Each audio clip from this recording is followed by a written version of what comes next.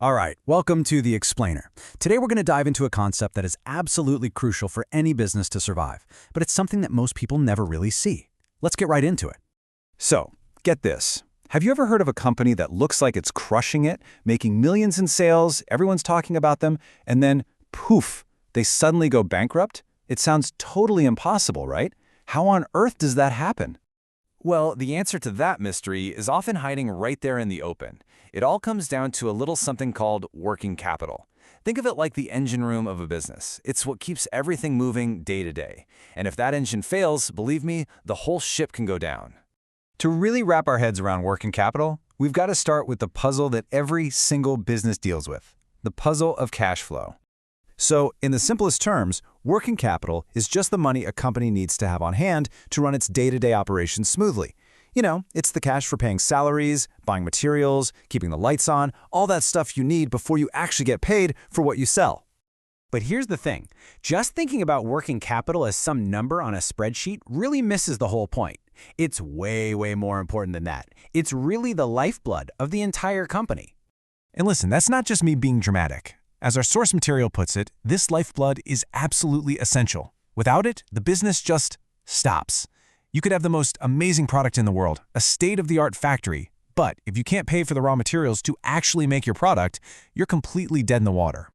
So, how does this so-called lifeblood actually move through the company? Well, it flows in this constant loop, a cycle that we call the operating cycle.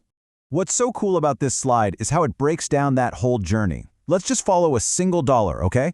First, you spend that dollar on some raw materials. Second, that dollar is now tied up in the product while you're making it. Third, you sell the product, often on credit, so that dollar is now locked up in an invoice. And finally, fourth, the customer pays you and boom, that dollar is back in your hand as cash, ready to start the whole trip all over again. The faster you can make that loop, the healthier your business is.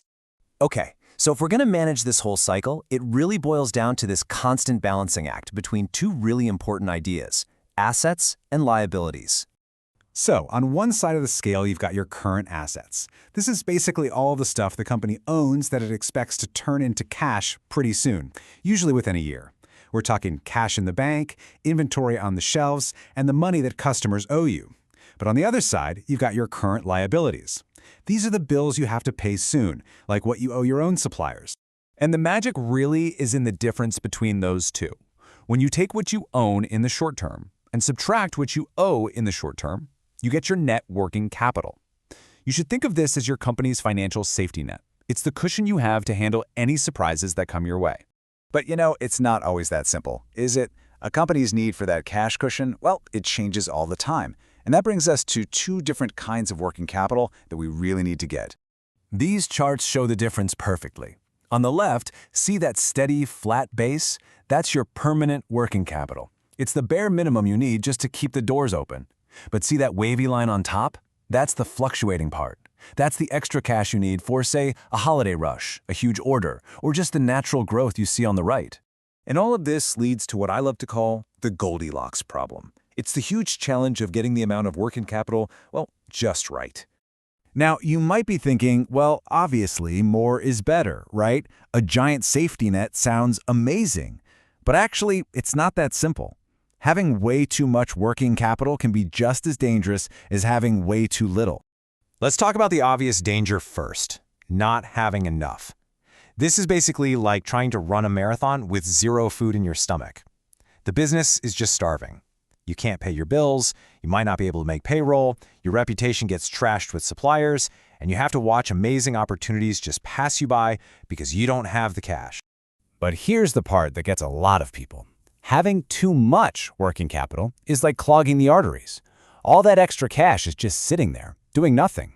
It's idle, it's unproductive, it's not earning you a return. And it can make management lazy.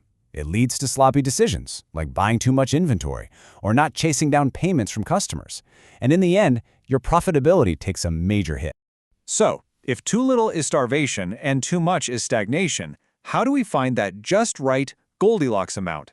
Well, that brings us to our last section, how to keep a business healthy. Well, good news. There's actually a pretty simple tool, kind of a quick financial checkup, that anyone can use to get a snapshot of a company's working capital health.